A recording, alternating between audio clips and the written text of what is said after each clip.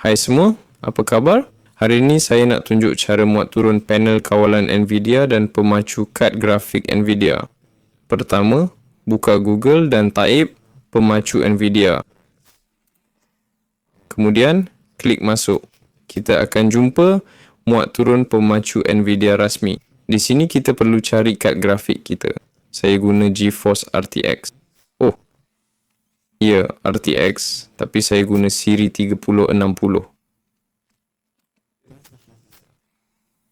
Tekan cari.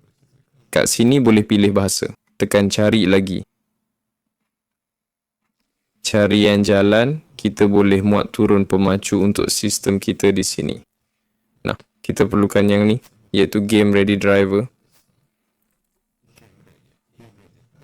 Tekan cari. Tekan muat turun.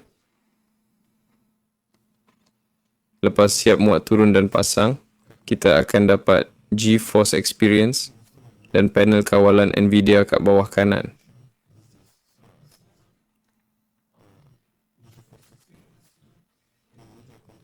Atau type panel kawalan Nvidia kat menu mula. Nah, dah habis. Sekian, terima kasih.